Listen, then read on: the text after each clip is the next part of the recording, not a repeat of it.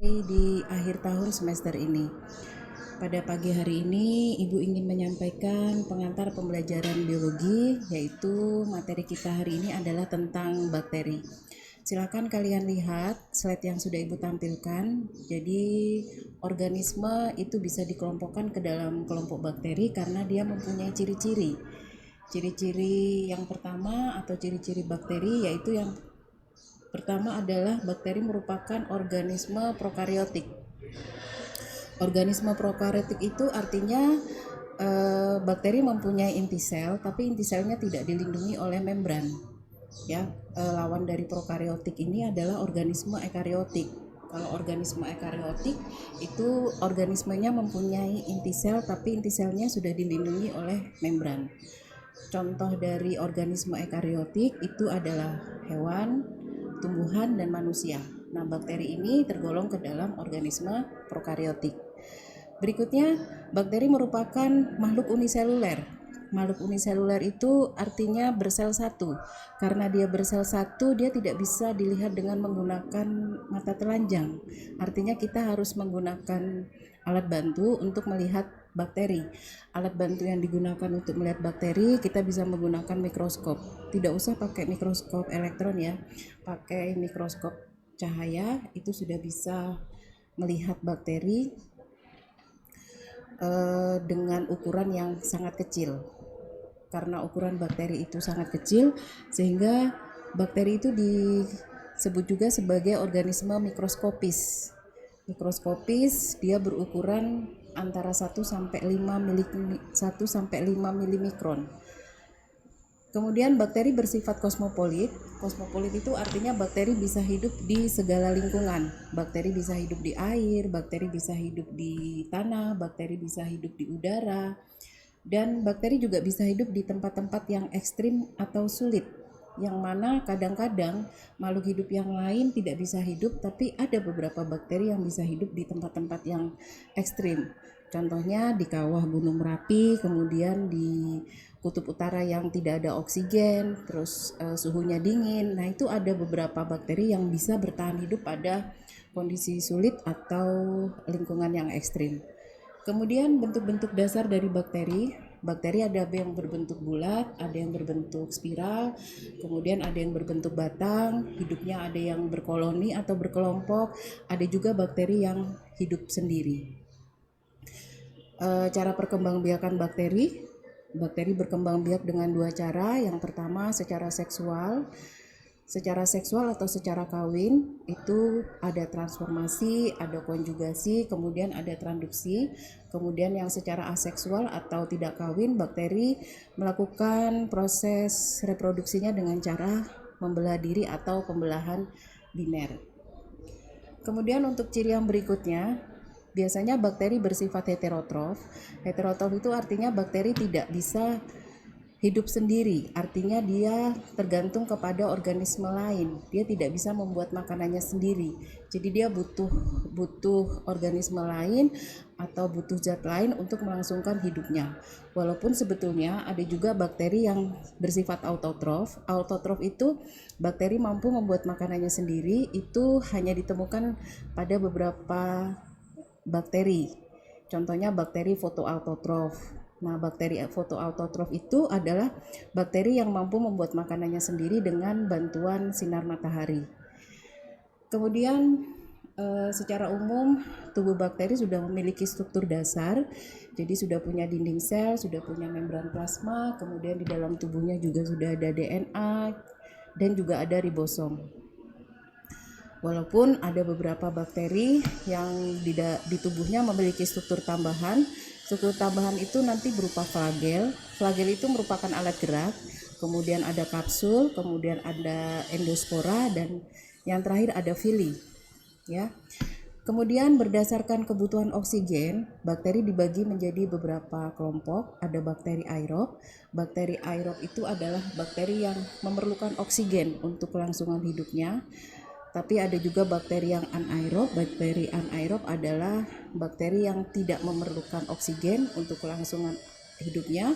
Dan ada bakteri anaerob fakultatif, yaitu bakteri yang ada ataupun tidak ada oksigen, dia masih bisa bertahan hidup. Itu adalah beberapa ciri-ciri dari kelompok bakteri. Kita lanjutkan ke slide berikutnya. Nah, ini beberapa contoh bentuk-bentuk bakteri yang tadi Ibu sampaikan. Jadi ada bakteri yang bentuknya bulat seperti gambar yang A, kemudian ada bakteri yang bentuknya batang atau basil itu pada gambar yang B, kemudian ada bakteri yang bentuknya spiral itu seperti gambar yang C. Ya, kita lanjut ke slide berikutnya. Dari contoh bakteri yang sudah Ibu sampaikan tadi, ada beberapa bakteri yang dalam kehidupan sehari-hari menguntungkan bagi makhluk hidup, tapi banyak juga dari kelompok bakteri ini yang merugikan atau menyebabkan penyakit pada makhluk hidup. Nah, ini ada beberapa contoh bakteri yang ada dalam kehidupan kita sehari-hari. Ada bakteri Streptococcus lactis. Bakteri Streptococcus lactis ini adalah bakteri yang digunakan pada proses pembuatan keju. Kemudian ada bakteri Salmonella. Kemudian ada bakteri Campylobacter jejuni, yaitu bakteri yang menyebabkan penyakit diare. Kemudian ada bakteri Mycoplasma. Bakteri Mycoplasma ini adalah bakteri yang ukurannya kecil atau bakteri terkecil. Kemudian ada bakteri Thiomargarita, itu adalah bakteri yang terbesar ukurannya di antara bakteri-bakteri yang lain. Kemudian ada bakteri juga yang disebut dengan bakteri E. coli. Ya, bakteri E. coli ini bakteri yang bermanfaat bagi manusia. Kemudian ada bakteri Vibrio cholerae, itu bakteri yang menyebabkan penyakit kolera pada manusia. Kemudian ada bakteri Clostridium tetani, itu menyebabkan penyakit tetanus pada manusia. Jadi kalau kita terkena paku yang sudah berkarat itu terus menimbulkan luka, kalau tidak segera diobati biasanya kita bisa terkena penyakit tetanus. Itu penyebabnya adalah bakteri Clostridium tetani. Dan yang terakhir adalah ada bakteri Thiocystis sp. Ya, itu tadi contoh-contoh bakteri yang bisa Ibu sampaikan ke kalian. Oke, next selanjutnya. Di sini ada struktur dasar sel bakteri. Jadi kalau kalian amati gambar yang ada ini, di sini sudah lengkap ya. Jadi struktur dasar sel bakteri ini sudah memiliki semua komponen yang diperlukan untuk kelangsungan hidupnya. Jadi ada sitoplasma, ada ribosom, ada nukleus atau DNA, kemudian ada membran plasma, kemudian di dinding selnya itu ada peptidoglikan dan membran luar, kemudian juga sudah punya kapsul. Nah, kapsul ini biasanya di bakteri digunakan untuk melindungi dirinya apabila keadaan di sekitarnya atau di lingkungannya itu tidak menguntungkan. Oke, kita lanjut di slide berikutnya.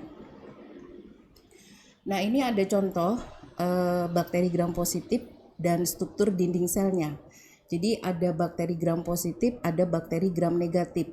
Kalau bakteri gram positif itu dia punya dinding sel itu lebih tipis dibandingkan dengan bakteri gram negatif. Nah, jadi kalau pada bakteri gram positif itu dinding selnya itu hanya ada tiga bagian. Yang pertama ada peptidoglikan, kemudian ada membran plasma, kemudian ada sitoplasma. Ya, oke, next selanjutnya. Nah, kalau yang gambar berikutnya nanti kita akan lihat tentang bakteri gram negatif. Nah, bakteri gram negatif itu dinding selnya lebih tebal dibandingkan bakteri gram positif. Nah, ini contohnya pada bakteri E. coli ya. Jadi kalau pada bakteri gram negatif itu dinding selnya ada kapsul, kemudian membran luar, ada peptidoglikan, kemudian membran plasma dan sitoplasma. Jadi kalau kalian amati antara bakteri gram positif dengan bakteri gram negatif itu perbedaan dasarnya terletak pada dinding selnya. Dinding sel bakteri negatif lebih tebal dibandingkan dengan bakteri gram positif. Oke, kita lanjut di slide berikutnya. Kemudian struktur tambahan pada sel bakteri. Tadi yang sudah Ibu sampaikan, struktur tambahan pada sel bakteri itu contohnya adalah flagella. Flagella itu digunakan oleh bakteri untuk bergerak. Jadi bakteri itu bisa bergerak, atau bisa melakukan mobilisasi itu di dalam tubuhnya atau di tubuhnya itu dia punya flagela. Jadi tipe-tipe flagela yang pertama ada monotrik. Monotrik itu di tubuh bakteri ada satu flagela saja. Kemudian yang B itu ada lofrotik. Jadi di dalam tubuh bakteri ada satu sisi yang terdiri dari beberapa flagela. Kemudian yang C ada amfritik. Amfritik itu flagelanya ada di dua sisi. Kemudian yang terakhir ada peritrik. Peritrik itu flagelanya berada di seluruh bagian tubuh dari bakteri. Kemudian yang berikutnya, bakteri mempunyai pilus. Pilus itu sama dengan pili. Jadi pili itu yang ada di dalam tubuh bakteri itu digunakan untuk membantu proses transfer gen, ya. Nah, yang terakhir di dalam tubuh bakteri yang tadi Ibu sebutkan, dia juga punya endospora. Endospora ini di dalam tubuh bakteri dia berfungsi sebagai alat pelindung apabila keadaan di sekitarnya atau lingkungan sekitarnya itu tidak menguntungkan, sehingga bakteri membentuk endospora untuk melindungi tubuhnya supaya dia bisa bertahan hidup. Oke, kita lanjut di slide berikutnya. Yang berikutnya, nah ini cara reproduksi pada bakteri. Reproduksi pada bakteri kalau tadi Ibu sampaikan ada dua ya, reproduksi secara seksual kemudian reproduksi secara aseksual. Nah, reproduksi yang secara aseksual atau tidak kawin itu contohnya adalah pembelahan sel. Pembelahan sel atau disebut juga dengan pembelahan Binner. Pembelahan Binner pada bakteri ini kalau kalian lihat pada slide yang Ibu tampilkan, di sini ada satu sel induk. Nah, satu sel induk dia melakukan penggandaan materi genetik. Penggandaan materi genetik ini bisa DNA atau RNA ya. Kemudian materi genetik ini mengalami pemisahan sesuai dengan pelekukan yang dilakukan oleh bakteri tersebut di dinding sel. Nanti pada saat dia sudah melakukan pelekukan, terjadi pemisahan, akhirnya terbentuk dinding sel atau bakteri yang baru. Ini contoh pembelahan sel atau pembelahan biner yang terjadi pada bakteri. Oke, lanjut slide berikutnya. Nah, kalau yang ini adalah contoh reproduksi secara seksual. Reproduksi secara seksual yang terjadi pada bakteri. Reproduksi seksual yang terjadi pada bakteri ini ada 3. Jadi yang pertama tadi sudah Ibu sampaikan ada konjugasi, kemudian ada transformasi, kemudian ada transduksi. Nah, gambar yang pertama itu adalah transformasi. Transformasi ini adalah reproduksi seksual yang terjadi pada bakteri dengan cara pemindahan DNA secara langsung. Jadi ada bakteri yang lisis itu bakteri yang mati, DNA-nya lepas. Nah, DNA yang lepas itu dia diambil oleh bakteri yang masih hidup. Kemudian DNA itu masuk ke dalam tubuhnya, kemudian terjadilah rekombinasi DNA ke dalam kromosom, sehingga terbentuklah sel bakteri yang baru. Nah, itu contoh dari cara perkembangbiakan pada bakteri secara seksual. Yang berikutnya transduksi. Transduksi ini proses reproduksi atau proses rekombinasi genetik pada bakteri dengan bantuan virus. Jadi kalau kalian amati pada gambar transduksi ini ada peran bakteriofage. Bakteriofage itu adalah virus yang menginfeksi bakteri. Jadi kalau tadi Ibu sampaikan bahwa ukuran ukuran bakteri itu kecil, nah virus itu ukurannya lebih kecil dari bakteri. Jadi virus itu bisa menginfeksi bakteri. Nah, virus yang menginfeksi bakteri itu disebut dengan bakteriofage. Pada saat virus menginfeksi bakteri, ya, sampai bakterinya itu lisis itu pecah kemudian mati. Nah, bakteri yang sudah lisis atau pecah atau mati tersebut dia melepaskan fage-fage yang baru. Fage-fage yang baru itu sebetulnya adalah materi genetik dari bakteri yang sudah terinfeksi oleh virus, sehingga si bakteri yang baru ini atau bakteri yang terinfeksi oleh bakteriofage ini di dalam selnya ada sel rekombinan, artinya sel kombinasi antara sel bakteri yang baru dengan sel yang sudah terinfeksi oleh virus. Ya, itu cara reproduksi seksual pada virus secara transduksi. Kemudian yang terakhir adalah konjugasi. Jadi konjugasi itu adalah pemindahan DNA dari satu bakteri ke bakteri yang lain secara langsung.